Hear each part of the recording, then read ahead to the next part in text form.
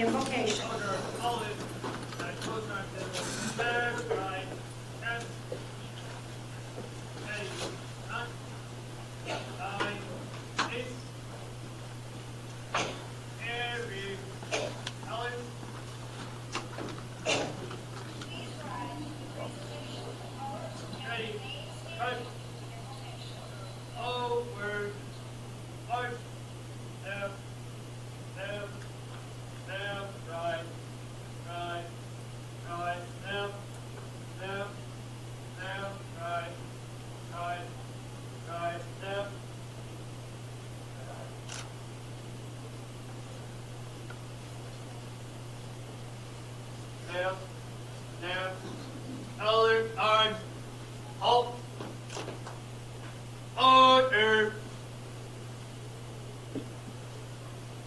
Colors.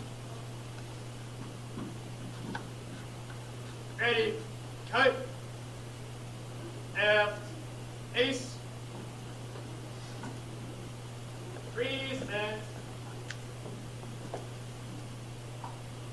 colors.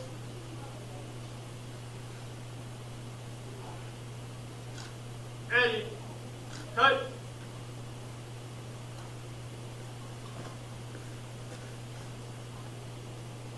John Krugman, would you, decaf of Hampton Roads, would you kindly lead us in the Pledge of Allegiance? Ladies and gentlemen, I pledge allegiance to the flag of the United States of America and to the republic for which it stands, one nation, under God, indivisible, with liberty and justice for all. Order.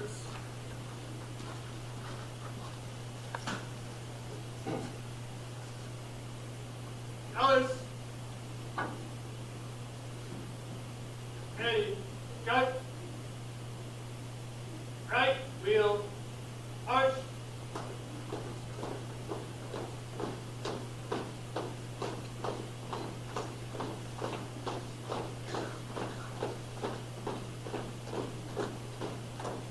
Color card. Halt. Margaret, close the colors.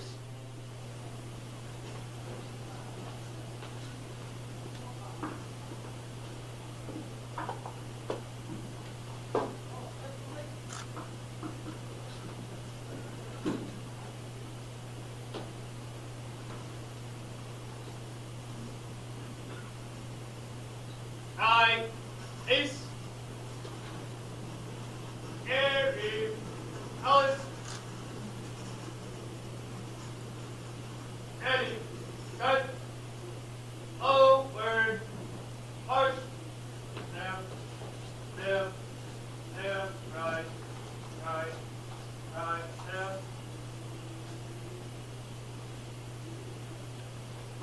Down. Down. Down. Right.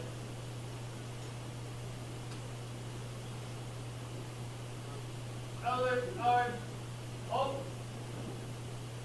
Order. Colors. Ready. Cut. H. Allegard. All out.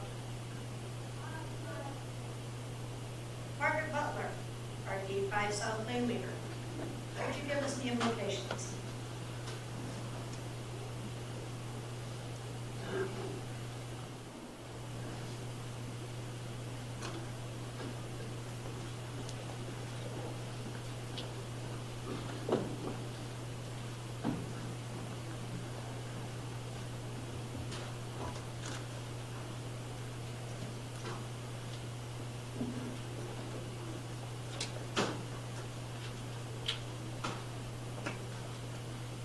Good evening, Ms. Malheads.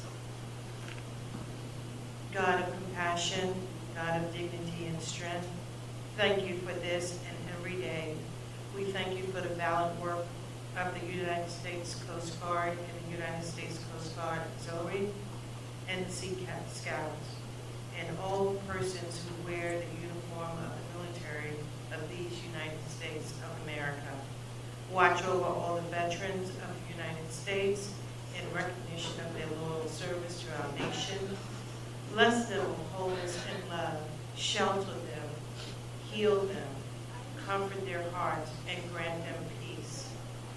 God of justice, rock of our lives, these men and women of courage and valor, deep and abiding understanding of our profound gratitude. Protect them and their families, grant them joy and bounty. May their dedication and honor be remembered as a blessing from generation to generation. Blessed are you, protector and redeemer, our shield and our stronghold. Amen.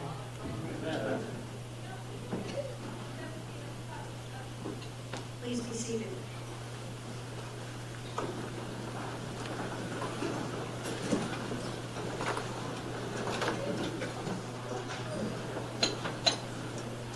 Please give a special thank you to our Sea Scout Color Guard.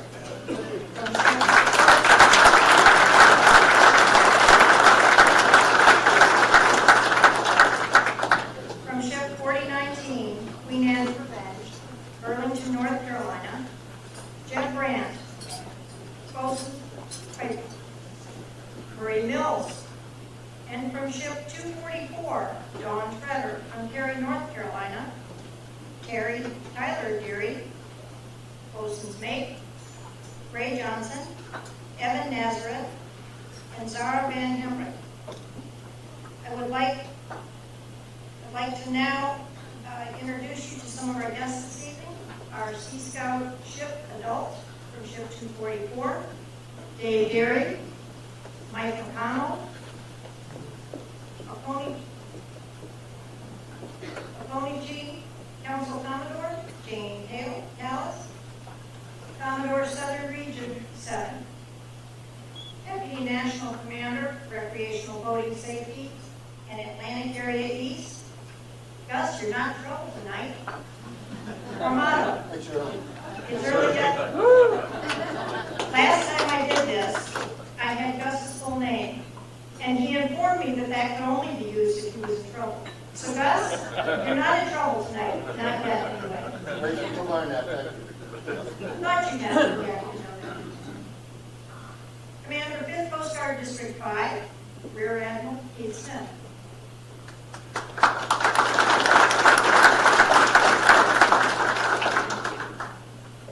Commander, Coast Guard Sector Hampton Roads, Captain Kevin Carroll.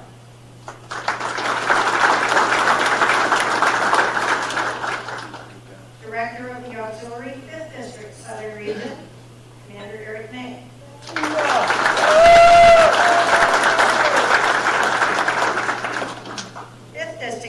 5th District, Southern Region Operations Training Officer, Chief Warrant Officer Jack Williams.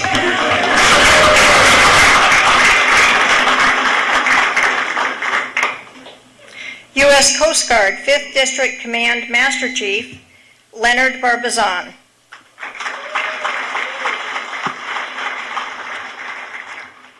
Lieutenant Colonel Nick Kristoff, Virginia Defense Force.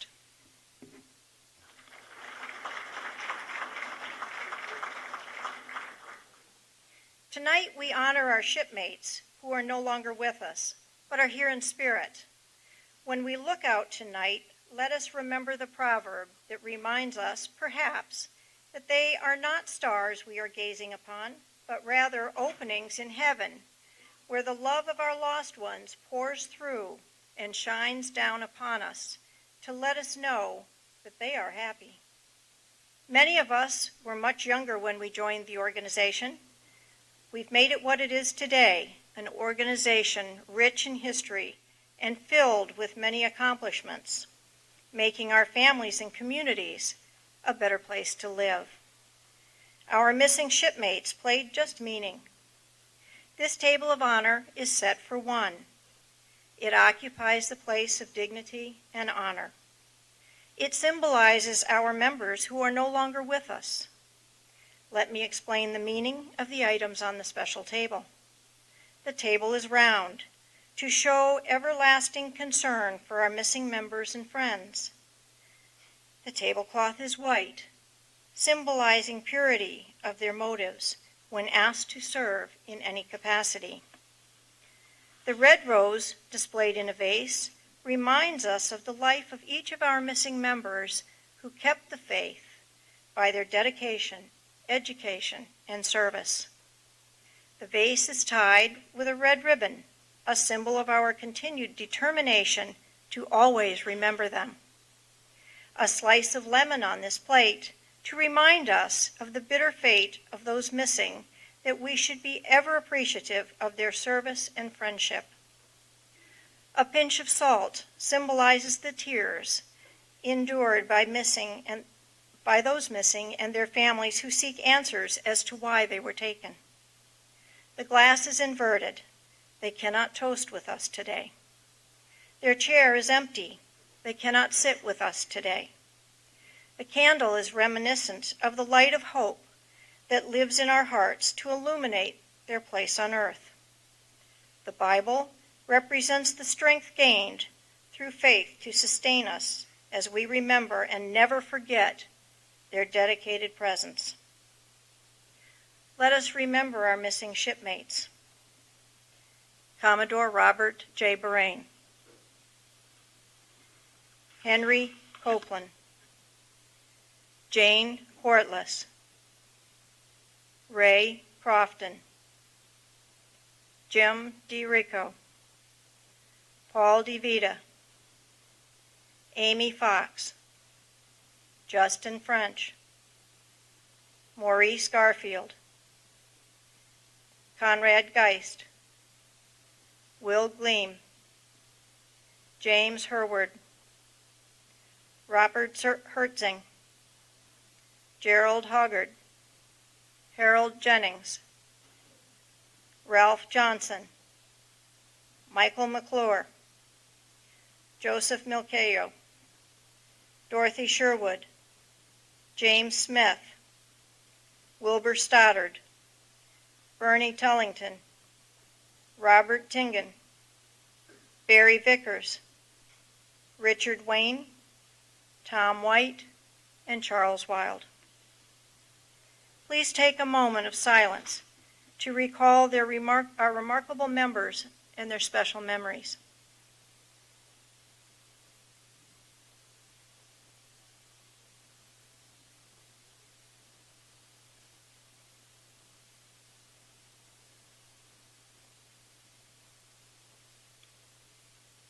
Let us pray to our Heavenly Father that He may forever watch over our missing shipmates, our friends. Do not stand at my grave and weep. I'm not there. I do not sleep. For I am 1,000 winds that blow, and diamond glints upon the snow. I am the swift, uplifting rush of quiet birds in circling flight, the timeless stars that shine at night. So do not stand at my grave and cry, for I am not there, I did not die. Kindly place your meal tickets where our servers will be able to easily see what your meal choice is for the evening. Please enjoy your meal.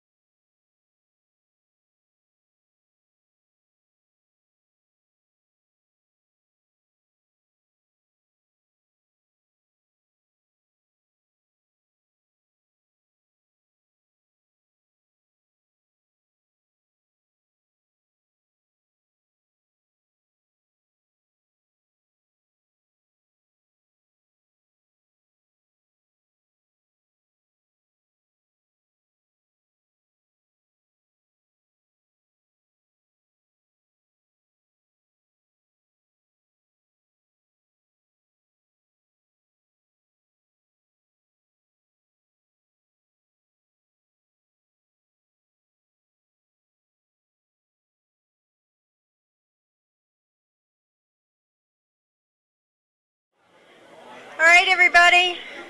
I hope you enjoyed your dinners. If you would find your seats so that we can get on with our program this evening. We'd sure appreciate it.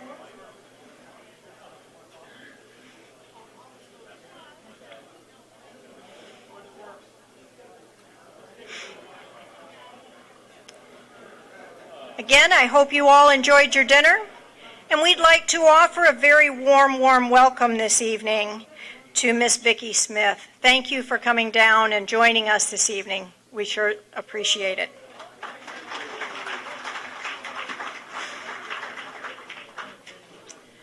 It's my pleasure to introduce your Deputy National Commodore for RBS in the Lant Area East. Gus, you want to come on up?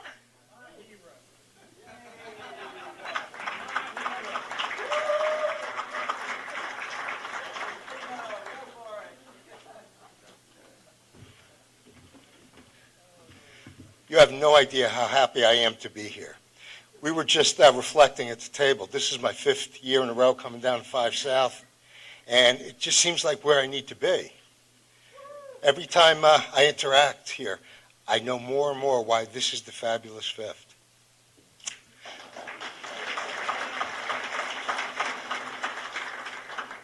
I bring very warm regards from Commodores Molesky and King, who wish they could have been here as well tonight, but couldn't. I believe Commodore Molesky is in Clackamas, Oregon. I hope I pronounced that right. Anyway, he's somewhere far, far away, and I'm here, so that's what matters. I'd like to talk to you about a few things tonight. Some of the good things that I know that are going on here. And as you know, I have support of the RBS Directorate. I'd like to give you a peek behind the curtain. Some really interesting things coming your way. And I'd also like to speak to you about participation and commitment. And the last thing I think I'll speak to you about is the chicken and the pig. Now I got you wondering, don't I? So I keep very close contact with Commodore Thornton, Chief of Staff Fred, Media Pass Commodore Adams, and I have a good handle on what goes on down here. And some of the great things that impress me are, number one, this is the tip of the spear for Orc Scout. This is where it's going to start. It's jumping off here. That's something you need to be very proud of. I'm also very impressed with your approach to recruiting and retention and bringing Douglas Caldwell here. That was a touch of genius. Very well done. Very well done. You have a great safe boating program here. And for those of you who aren't aware, the auxiliary representative for the Inspirational Award Board will be Commodore Rob Serson. That's quite an honor. And Commodore, thank you very much.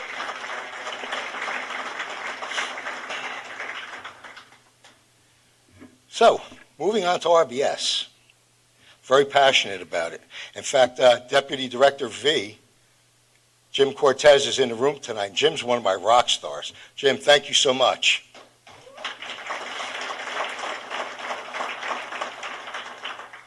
Next couple of weeks, you can look forward to the rollout of the new vessel exam workshop. And I'd be remiss if I didn't tell you that there are no mandatory workshops this year. We're avoiding the M word at all cost. And that will be rolled out with the PV, the Program Visitation Workshop. So they're right on the horizon. And about 2 weeks after that, you will see a new instructor development course, which I'm pretty excited about. This is something we put together with the Power Squadron. And it's, to use the Commandant's term, it's relevant. It's truly relevant. It's something that'll do us good. We also have something called Introduction to Boating Safety. And this is something that the Boating Retailers Associations have asked us to put together. What this will be is a 1 or 2 hour auxiliarist presented course for a new boat purchaser. And the whole idea is to teach them a little bit about safety, but this isn't a certificate course. What we want to do is whet their appetite for an 8 hour, or better yet, the BS&S Boating Skills and Seamanship course. We want to get them out there and say, hey, look, you could learn this, you could learn this, you can learn this. This is just the tip of the iceberg. And this is something that I did the review of the final draft this week. This is an excellent course, and again, something I'm excited about. Also, there will be a Dan Maxim Award for Educational Excellence. I didn't want to step on those words together. And this will recognize 3 auxiliaries every year for their contributions in education, both in public education and in member training. So we're going in the right direction because, let's face it, our only reward is recognition. In addition, not quite sure how it happened, but the B Directorate, the Voting Outreach Directorate in RBS, has oversight of social media. So I've now inherited social media, which turns out it's a very good thing.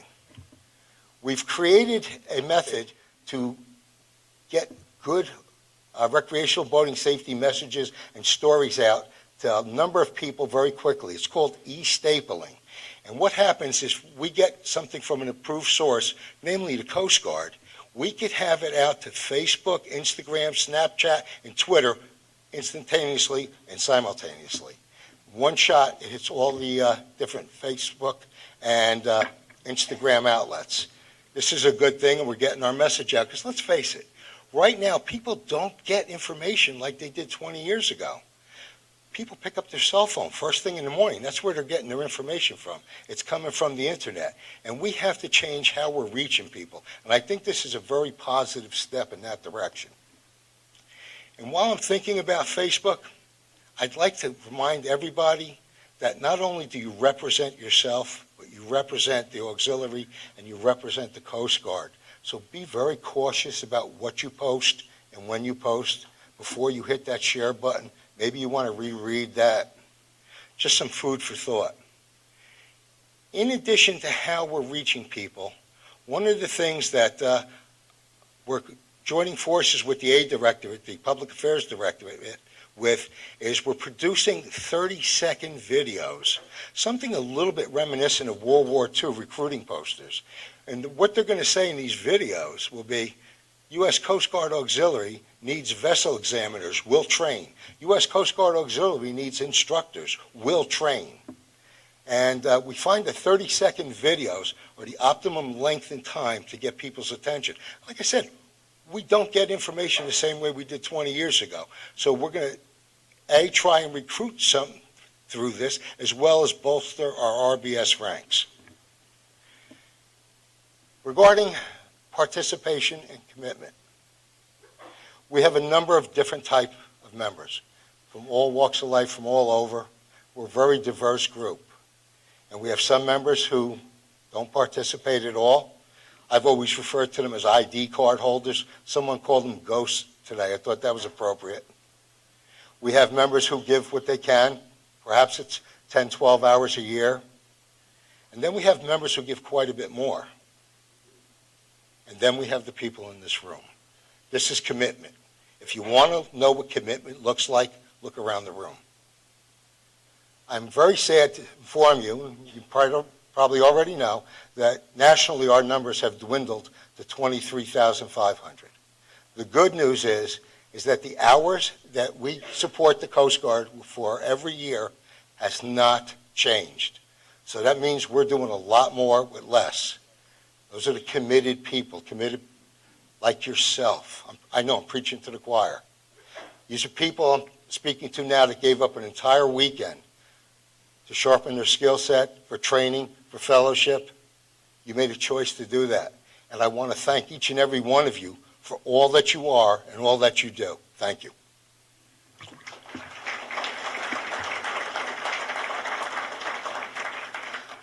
Before I walk away, I just recalled, I did promise to speak to you about the chicken and the pig, since we were talking about participation and commitment. Tomorrow morning, when you look down at your breakfast plate, look at those eggs. That chicken participated. When you see the bacon, that pig committed. Thank you. Semper Paratus.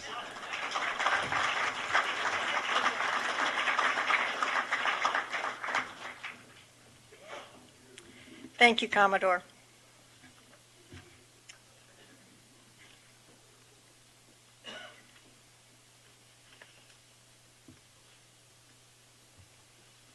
And I think he walked away with one of my pages. So Admiral Smith, if we could invite you to come up for for your comments. I would appreciate it. I lost my notes that pertain to you, so.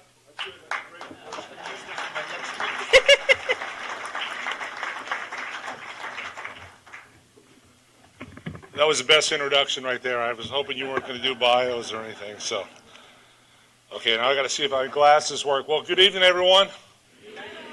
Commodore Formato, nice comments. Appreciate that. That was very well done. Commodore Thornton, see you. Commodore Adams, Commodore McElroy, Commodore Serson, Captain Carroll, good to see you again. Commander May, and Master Chief Barbizon. Good evening, everyone. So, I am absolutely honored to be here, and I think we're probably, if my math is correct, we're about 261 days late when this was originally supposed to happen, right? All right? We had a little bit of things that happened. And before I go too much further, I just wanted to thank our honor guard. I just think that was really well done tonight. So I just want to give them a round of applause. So if you don't know who I am, Admiral Keith Smith, I took over on August 10th. Now that's kind of significant because on September 14th, we had something happen here. But between that, I headed up north to hit the D5 Northern Region D train. But I had to rush back because that's right when Hurricane Florence came. And so it's been a little bit eventful since I took over. Now, I've been in D5 before. I was here from 2011 to 2013. And if you're familiar with what happened during that period of time, and I also want to tell you that I wasn't going to come to D5. And if you know Admiral Lee, I was headed to Miami, Florida. I had orders to Miami, Florida.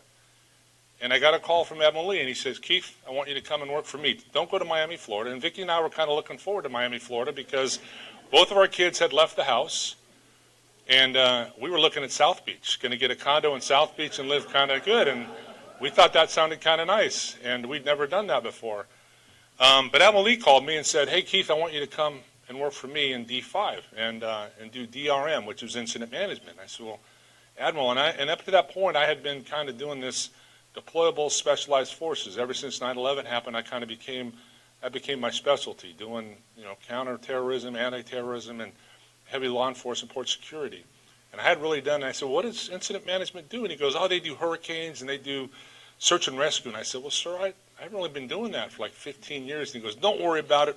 If you know Admiral Lee, hurricanes haven't hit Virginia in 10 years. Don't worry about it. Keith, come on here. So, and when Admiral Lee asks you to come and work for him, that's an honor. And I love Admiral Lee. He was my OCS instructor, and he'd been my mentor throughout my career. And so I said, yes, sir, I'll take those orders. And I accepted the orders. And if you know 2011, we had a little thing called Irene come up there. And the next thing I know, I was getting on a C-130 flying to St. Louis and helping managing that whole the whole hurricane thing. I said, thanks a lot, Admiral Lee. And he goes, isn't this great, Keith? And I go, no, sir, this is not great. This is not what you promised me. So then after that, we had a little thing called the HMS Bounty case, which once again, that was right up my bailiwick, and I was SAR mission coordinator for that. And then we had the Hurricane Sandy come through. And so that was my last time in the District 5 AOR. So I come back, I'm in here not even a month, and we have Hurricane Florence come through. Then we have this shutdown. So I'm wondering if it's me, and then I look around. But I want to point out one thing is I know Captain Carroll is in the room here tonight, and Captain Carroll and I were in D5 together, and so I'm thinking it's him. That's what I'm thinking, okay? That's all I'm saying. I'm thinking it's him. But I am absolutely honored to be here tonight and to be with you. My wife Vicki is here with us, and I also want Master Chief Barbizon, who is the Command Master Chief for the 5th District, and he's here. And if you don't know what the Command Master Chief does, he is really my enlisted advisor on all matters. And so I just want to thank Master Chief for making the trip out here with me there as well. The glasses aren't working, guys, so I'm taking them off. So my wife told me I look like Ted Danson when I have them on, so I was really going for that look and a little extra, but I'm taking them off now. So I also just want to take a minute to congratulate Commodore Thornton on her selection as the District 5 Southern Region Commodore. I just think that's great.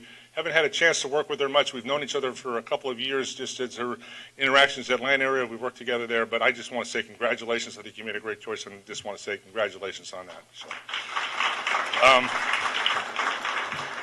Commodore Adams, immediate past Commodore, we only had a chance to work a little bit together before you departed, and I just want to say thanks. I think taking on that responsibility, we heard Gus talk a little bit about those that volunteered step up, and you certainly did that and did more, and taking a huge leadership role in the Coast Guard Auxiliary. I just want to say thank you for your service to not only the Coast Guard, to the Coast Guard Auxiliary, but to your nation. Thank you, Commodore Adams, for your service. And to all the elected officials, whether it's at the district level, division level, or at the flotilla level, I just want to say congratulations and thank you for stepping up and helping your Coast Guard, helping your auxiliary, and helping your nation, because that's, I think Gus hit it really well in terms of there's a few that step up, and taking an elected position within the Coast Guard Auxiliary is really a big step, and we appreciate it, and I just want to recognize you as well. So thank you for taking those steps as well.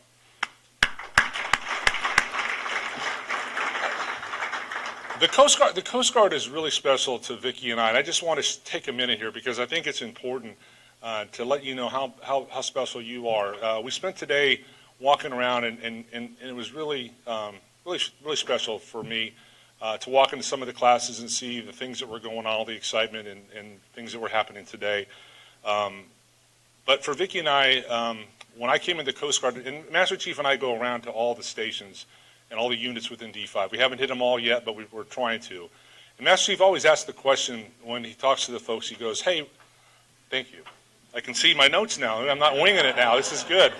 Oh, wow, I forgot some really important stuff here. Okay, all right, I'm sorry. But Master Chief always asks the question, he goes, so remember why you joined the Coast Guard? You know, when people are out there, because we have folks that are in the Coast Guard right now that are waiting a long time for their A schools. 2 years, 2.5 years, and they always ask the question, hey, why did you join the Coast Guard? Remember why you joined the Coast Guard? Well, I joined the Coast Guard because I wanted to be a pilot in the Coast Guard. That was why I joined the Coast Guard. And I enlisted in the Coast Guard in 1980, and I had a long way to go. And I worked very hard to get to that. I started off on a ship and then went back to school and stuff, and I finally made it to OCS, and then I got to flight training. And when I was at flight training, I was excited. But that lasted about 37 seconds because I went to medical screening. They said, son, you're never going to fly. I said, what do you mean? You know, you're never going to fly. You're medically disqualified. And I was devastated. I was about 8.5 years into my career. And so I get orders from the detailer, and he sends me down to this organized crime task force down in San Diego, California. And I'm from Orange County, California. And I thought, this is great. I'm going down there. Okay, I'm pretty excited. This is good. And I'm in New Orleans, and I'm driving across. This was 1989.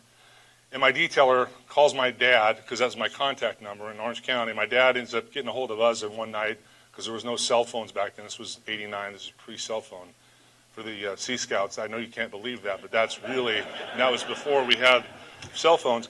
And so they tell us, and so he tells me, hey, those orders got canceled. I'm sending you to be the Assistant Director of Auxiliary in the 11th Southern Region.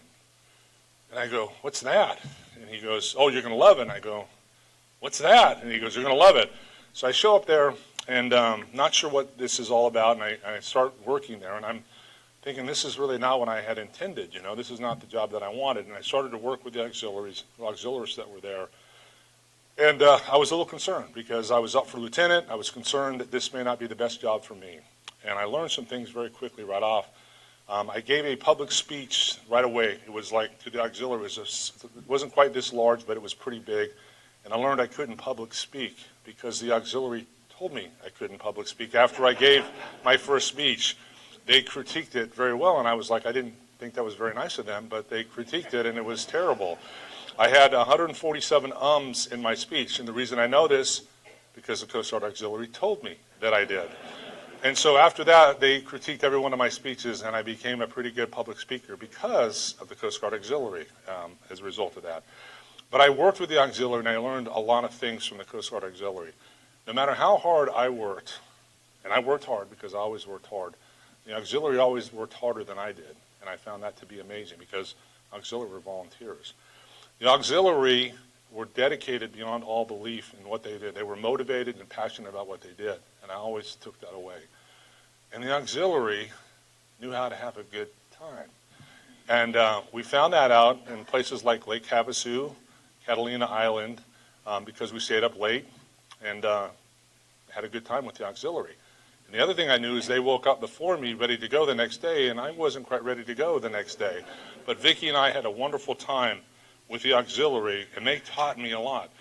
And so when I got ready to transfer, I wanted to get an assignment, and I wanted a group ops job. And this was before the sectors, and these were group ops jobs. And there was 100 people applying for 7 group ops jobs. And I had the background for it, but I wasn't the most qualified according to the detailer. And he said, and the way it worked is you call the detailer, and he says, okay, yes, Smith, yeah, you're one of 100 for 7 positions. No, and so every week I called him. He calls you back on Friday, so I called him every Friday for about 11 weeks. And he goes, okay, you're down to 50. You're one of 50, you know. And so finally I call him, and he goes, all right, Sault Ste. Marie, are you in or out? And I'm like, Sault Ste. Marie? And my first choice was Woods Hole, Massachusetts. That was the best job. And I go, Sault Ste. Marie? What is that?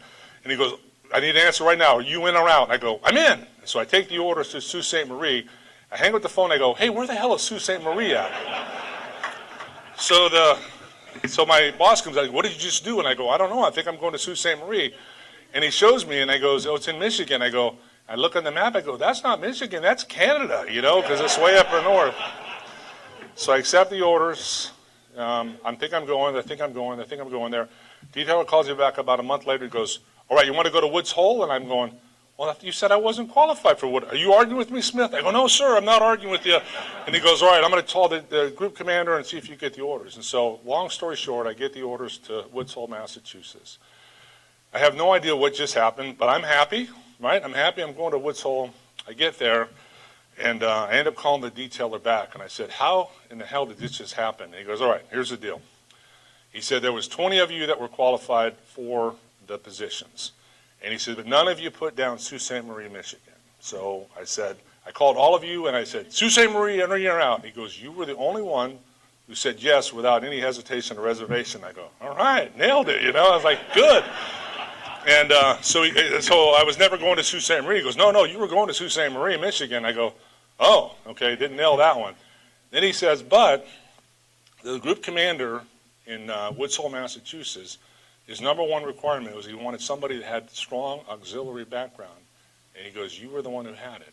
And so I ended up getting the orders to Woods Hole, Massachusetts, which was, by the way, the game changer for my career, because I went there and everything changed after that for my career. So the job that I went to that I thought wasn't the best one for me turned out to be the game changer for me. And so the auxiliary were wonderful. I learned so much working with the auxiliary. When we left that position, the auxiliary was so gracious to us. My son was born there. The auxiliary gave us a baby shower that it was just unbelievable. They were just wonderful people. I still keep in touch with them from the 11th Southern Region. So I have a special place in my heart. And I know I took a little long telling you that story, but I just wanted you to know how special the auxiliary is.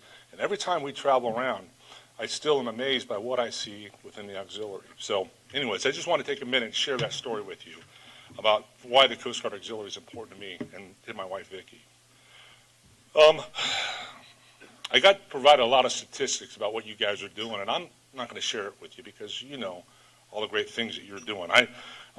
Looking at 11,000 vessel safety checks, number of 245,000 recreational boating safety hours. I just look at these numbers, and it's incredible. And I think it's fabulous what you guys are doing, and I appreciate it. Over 2,000 auxiliary operating 250 surface and air facilities. The numbers speak for themselves. And I want to probably talk a little bit more about, I think it's important, and just talked a little bit about this, is that I want to thank you for what you guys do. And I think my message to you is thank you for what you do. But I think more importantly than what you do, it's how you do what you do is important to me as your district commander. There's a recent survey about how people look at the Coast Guard and how people look at the military in general. There's surveys out there, but when they look at the military, 80% of the public trust the military. Right? They trust the military. Other institutions, they don't trust them.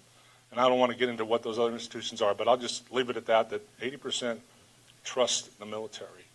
And I would argue that if you took the Coast Guard away from the military and said, let's look at them separately, that number would even be higher. I've been in the Coast Guard 38 years. I enlisted in 1981, and January I went to boot camp.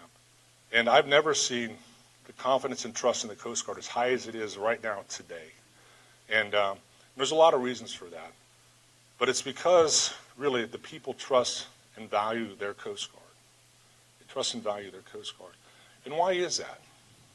And I think it's really because of not only what you guys do, what the members of the Coast Guard and the Coast Guard Auxiliary do, but it's how they do what they do. You know, when we had Hurricane Florence, if you saw any of the clips of Hurricane Florence, and you saw the people that were responding to that, it wasn't what they were doing, it was how they were doing that. Rescue swimmers or punt boat folks interacting with the public. And when I look at the Coast Guard Auxiliary, no other organization has a direct impact or direct contact with the boating public, more so than the Coast Guard Auxiliary. And so when we look at that trust and confidence that the American people have, nobody is more responsible for that than the people in this room.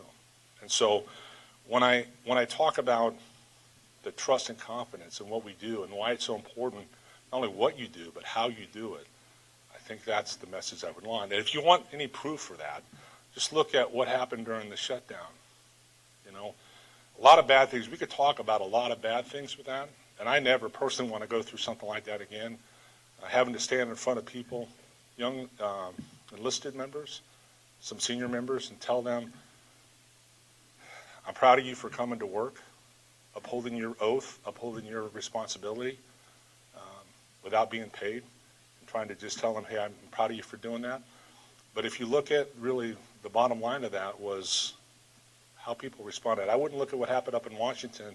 I would look at what happened in the communities around the United States and how they responded. Once they found out their Coast Guard was not being paid and how they responded. And why did they do that? It's because of their trust and respect for the Coast Guard. And why do they trust and respect the Coast Guard? It's because how the Coast Guard treats them and how they view the Coast Guard. So I guess that would be my message to you, is that we've got to maintain that trust and confidence in the American people.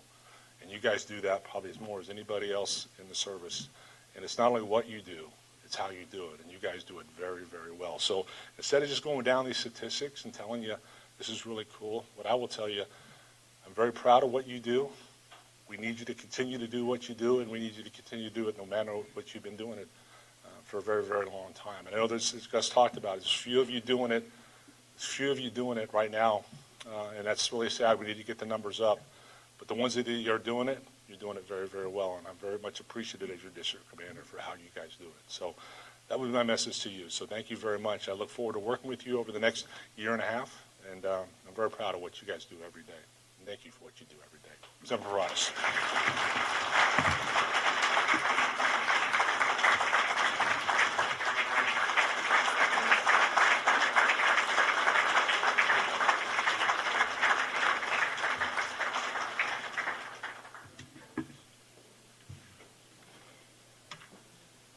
Thank you for your comments, Admiral. We appreciate them.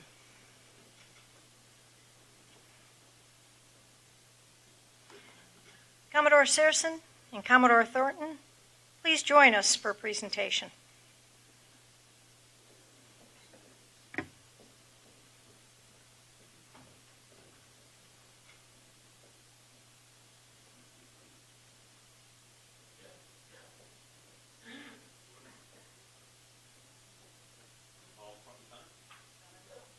Very seriously in establishing Fifth Southern for uniform violations. So Commodore Thornton's going to call some gentlemen up front and center. Put them on the spot.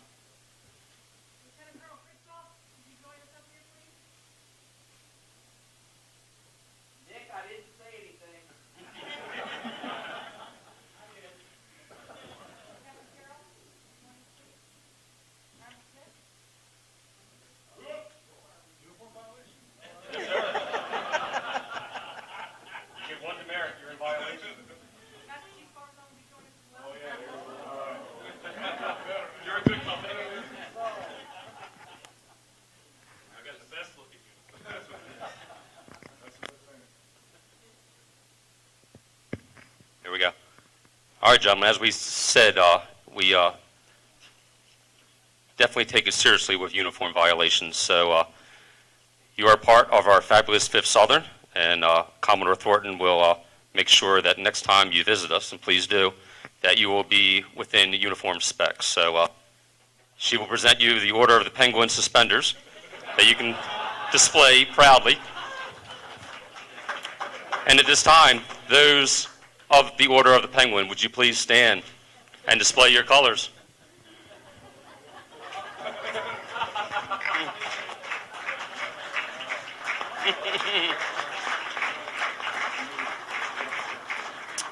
It is a tradition, and we welcome you aboard. Thank you much.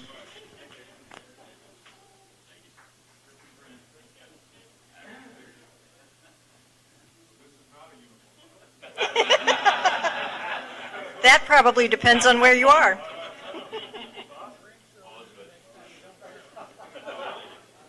Photo? We need a photo. No social media.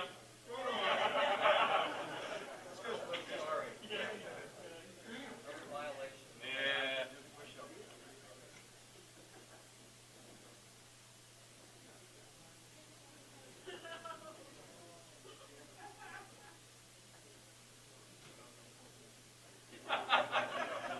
Give him a round.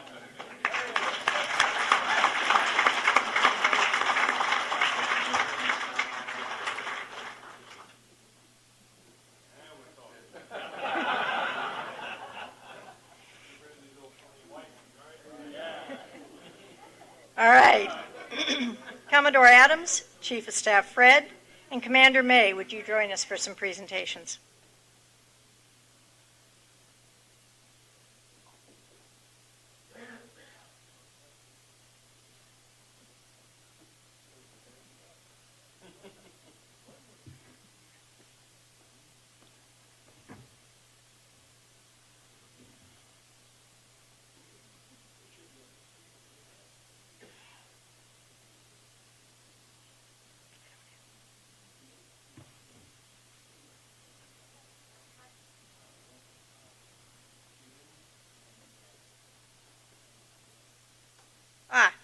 So Jim Christian and Sam Tilley, would you come forward?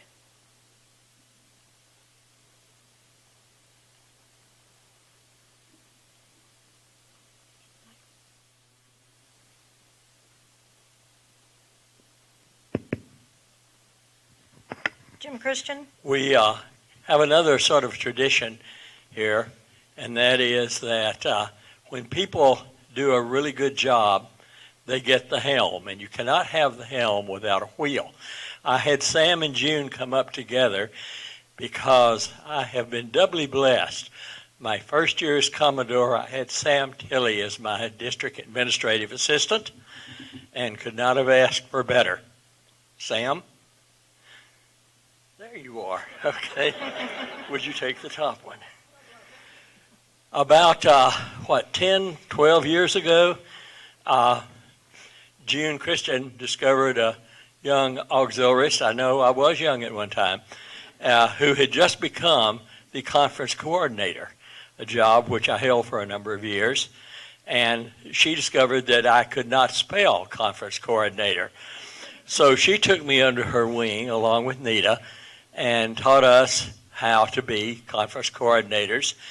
And I kind of wish she hadn't, because look what happened. No, that's not true. I have been extremely honored and pleased to have been Commodore.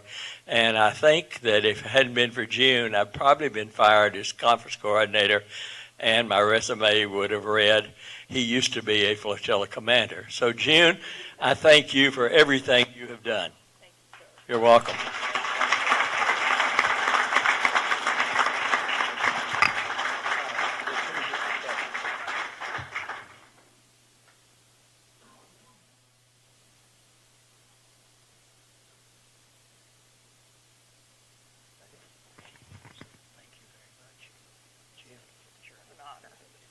For me too.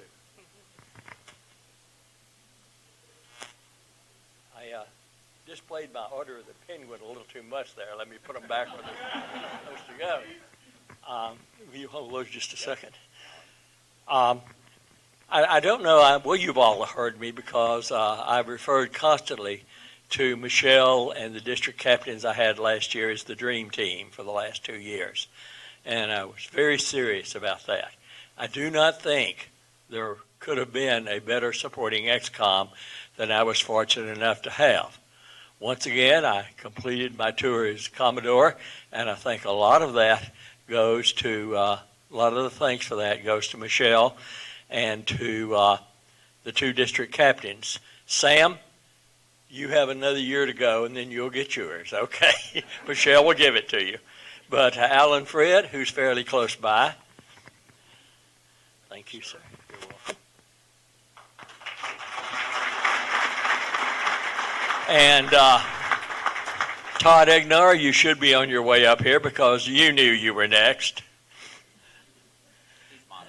Yeah, he tried to play like, me, district, oh gosh, yes. But Todd is, I cannot just again tell you all of the things these people did. And you referred to the hurricane, sir. I think you're aware that one of the things we did was attain 100% accountability. And I know the gentleman today talking about recruiting said it's okay to go up and knock on the door. Well, these gentlemen and you guys supporting them knocked on plenty of doors to ensure that the people there were all right when we had no communications. Todd, cannot thank you enough for everything you did. You now have the helm. You're welcome, sir.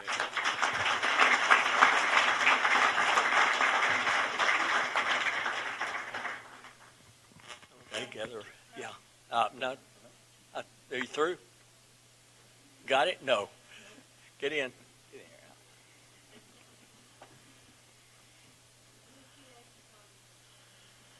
Okay, thank you.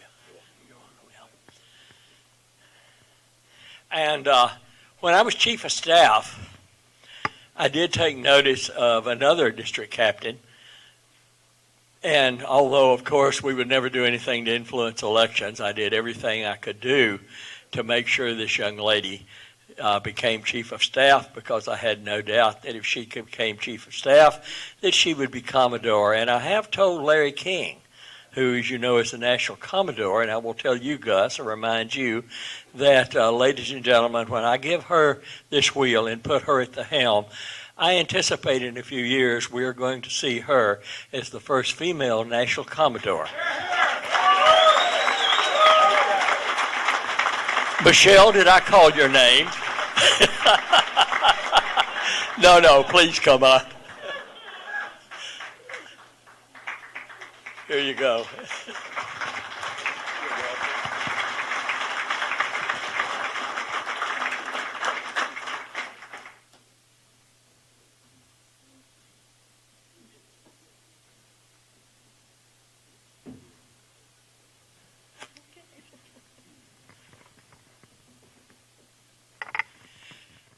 I was at a conference up in D5 North, and I was really worried about, this was a Saturday evening, I was really worried about having a great joke to tell at their Past Commanders Association the next morning.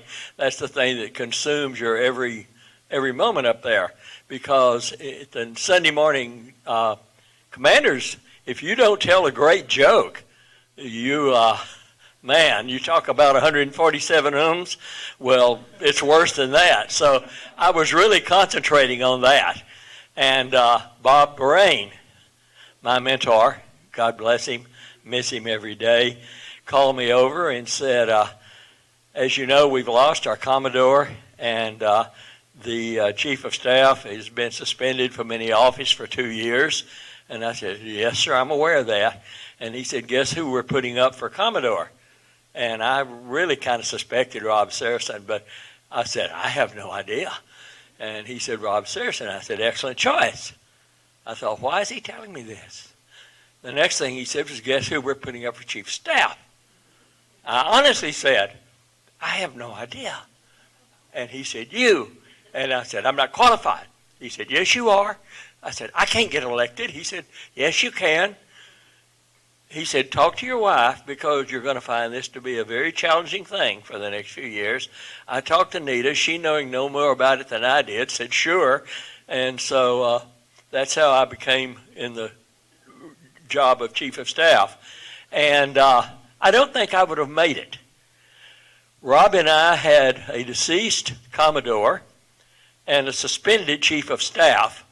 So we did not get much in the way of organizing this district passed on to us. And Rob, I don't know how many 2 a.m. phone calls he did in order that I might have had the helm for 2 years. So Rob, would you please come up and accept the wheel?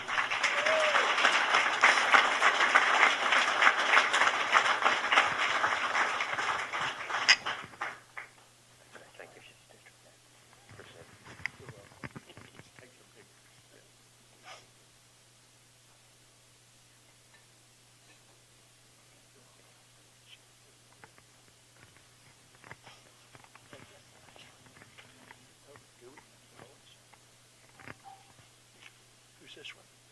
Oh, that's Jim's. Just get your ones. Commodore Thornton, if you'd join us, please.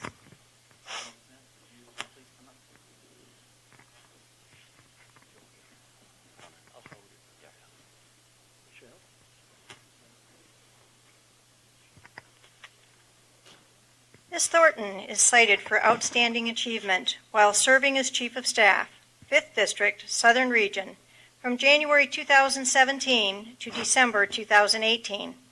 Demonstrating superb leadership and competence, she forged a strong relationship with her Commodore and elected leaders to help lead 2,400 dedicated volunteers across 15 divisions and 79 flotillas to achieve unparalleled success supporting the Coast Guard and the American voting public.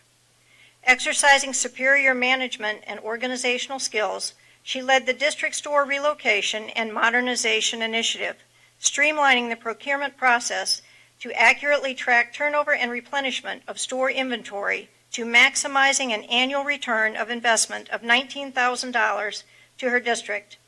Leveraging her relationship and dual membership with the Auxiliary and the U.S. Power Squadron, she established an annual award to recognize outstanding contributions of district units in both organizations that achieved the highest cooperation in joint voting safety programs in supporting the mantra, "An educated voter is a safer voter."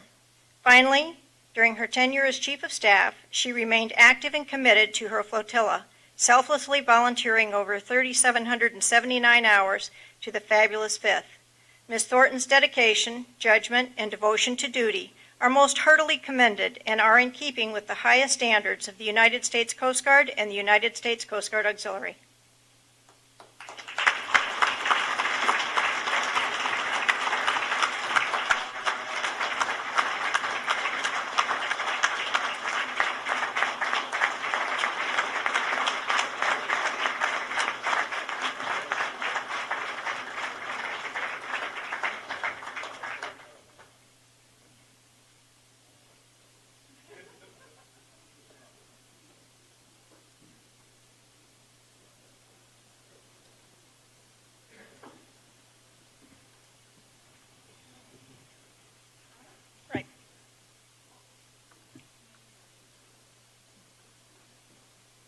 We'll keep you for now.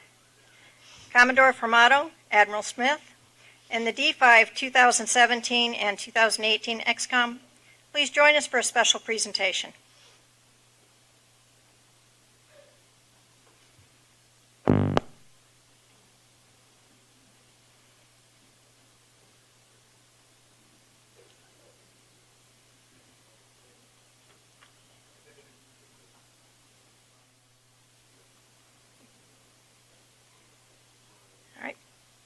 Commodore Adams is cited for meritorious service in the performance of duty as Commodore, 5th District, Southern Region, from January 2017 to December 2018. Demonstrating superb competence and a tireless work ethic, he led 2,400 dedicated volunteers across 15 divisions and 79 flotillas to achieve unparalleled success supporting the Coast Guard and the American voting public. Under his steadfast leadership, he motivated his membership to become a significant force multiplier that provided over 731,000 volunteer hours, saved 13 lives, and assisted 927 voters and $367,000 in property. Additionally, he directed the execution of more than 58,943 surface and air patrol hours, 24,320 vessel safety checks, and 5,640 boating safety classes, supporting the mantra that an educated boater is a safer boater.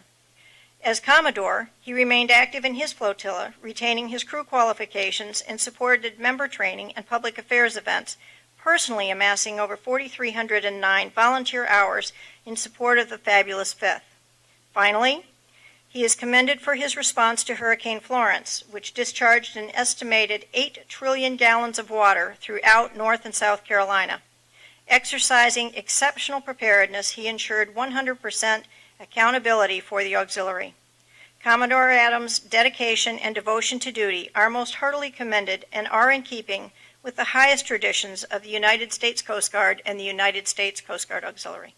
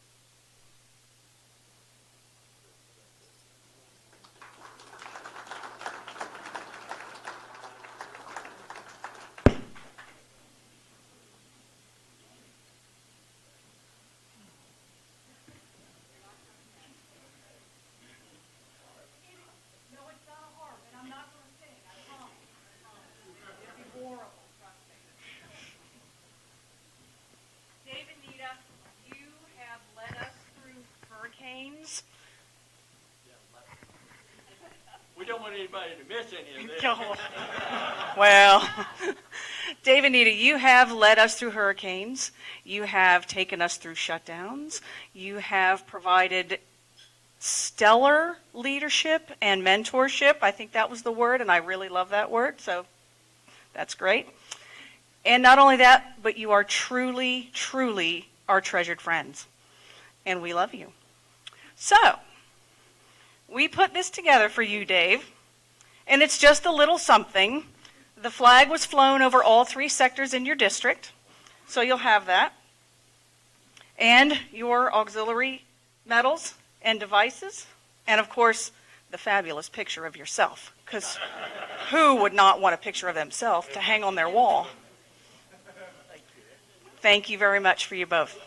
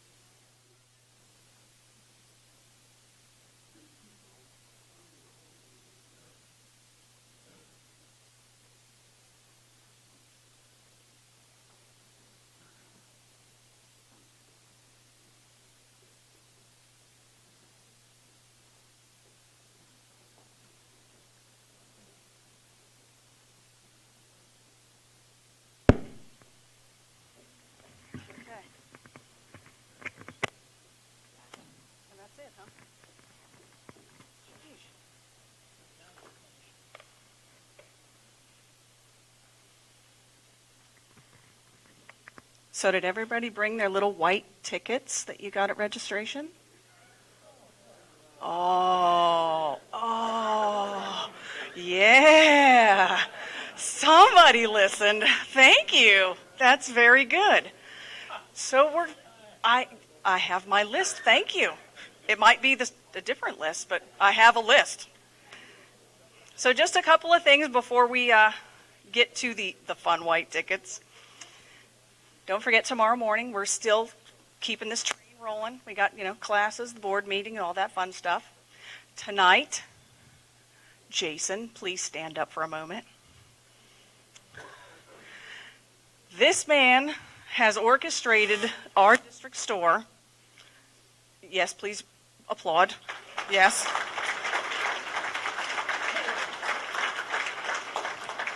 And we are very excited to have you on board. And tonight, he is going to open the store so when you leave here, you can go and peruse and shop, get some more stuff. He really doesn't want to pack it up and take it back. So that's kind of the reason behind it. But there's some special sales at the store. ODUs are $5 a set. Oh, yes. A set. The blouse and the pants. Or 2 pair of pants. Boy, we got a heckler over there, I tell you. So, keep that in mind. And you'll be around tomorrow morning for a little bit too? Okay, good. If you have people in your flotilla that might need a $5 set of ODUs, guess what? Call them up, get their size, take it home, and they'll make them happy. All right? So you all wondered about the PA booths that are scattered around, the roll-up signs. And then there's little things that say, "Adopt me" on them. Yep, I know.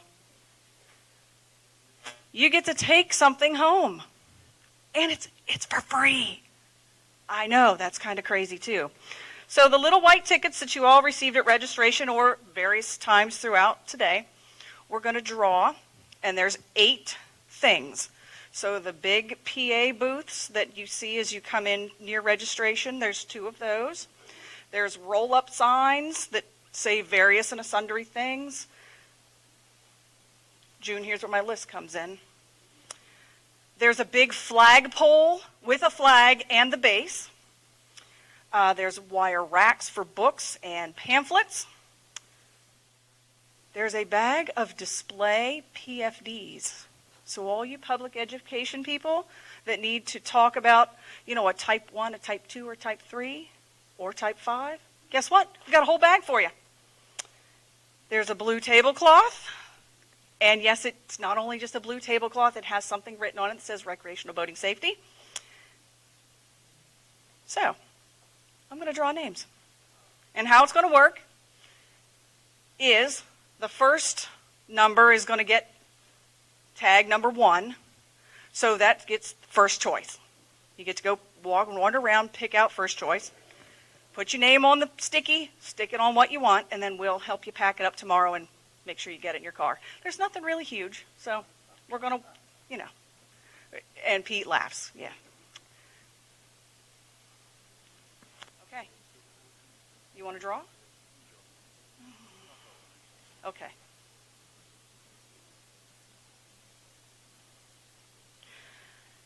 Okay. 821-8700. Oh, Ben is number 1. Awesome.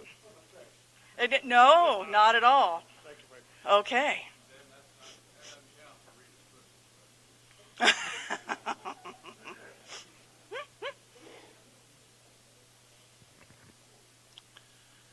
Eight 8695. 695, the last 3 numbers.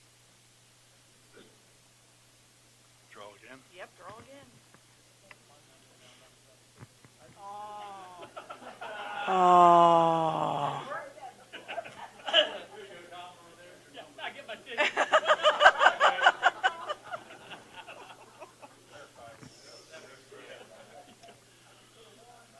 Last 3 digits, 767.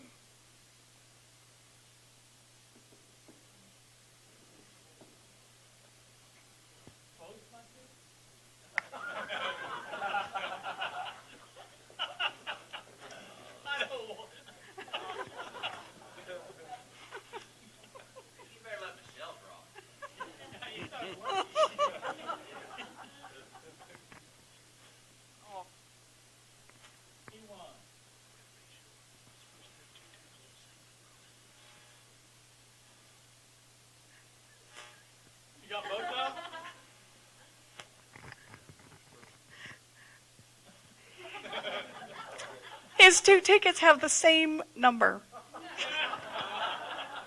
Oh, sorry. So the last three are 736. Oh my gosh. Is that Commodore and Mount Roy?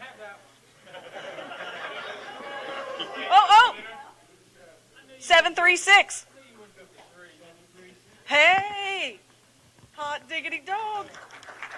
Number 2. Keep this. That's your souvenir. 759. Oh, ha, ha. Your next one.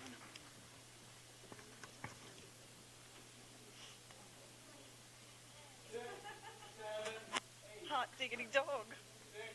759. Hot dang. Good.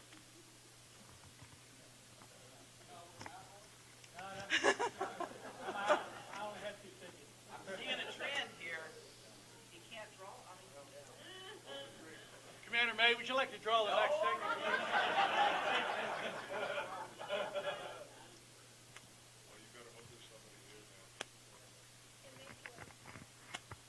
777. Let's go to Vegas.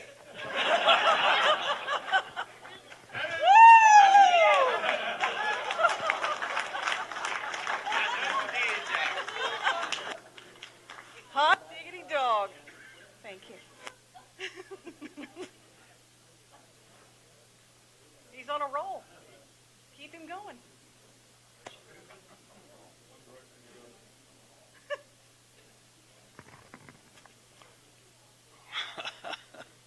Seven, 6.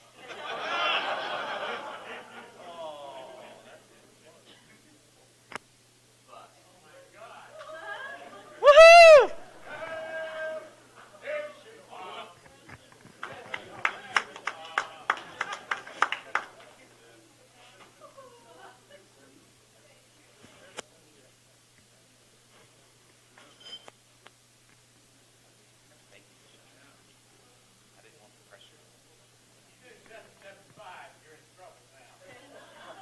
Seven, 5. 796.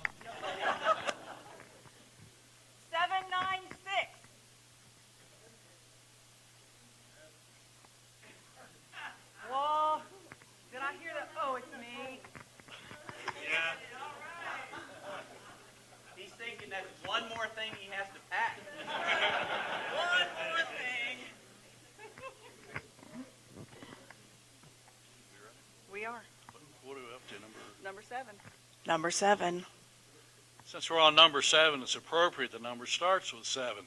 731. Oh. Uncle Vern.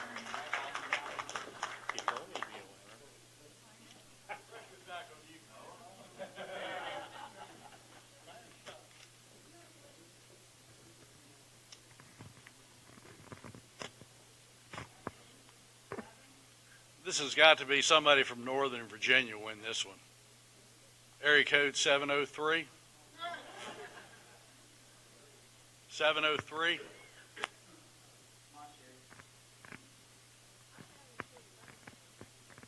What? No 703?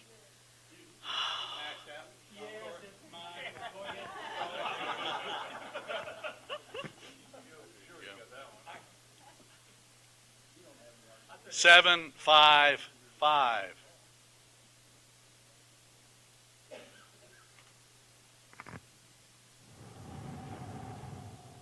We need to call housekeeping and have them send a recycle bin to Commodore McElroy's room if he's got this many tickets.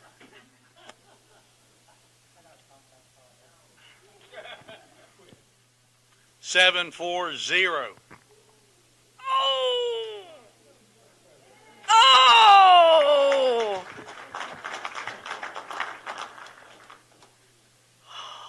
Congrats, you're welcome. That's it. I know what we're doing. I didn't have that many. Okay. Commodore McElroy, we'll give you the rest of the post-it notes. Thank goodness. Thank goodness. Ladies and gentlemen, thank you so much for making this such a wonderful D train for all of us. Yeah, there it goes. Commodore Adams, thank you again for your mentorship and your leadership for us. You have left us in good hands, and we will carry your voice with us and forward as we go along. Well, carry your own voice then, okay. Gosh, that's a tough side of the room, man. Anyway, thank you again. Have a great evening.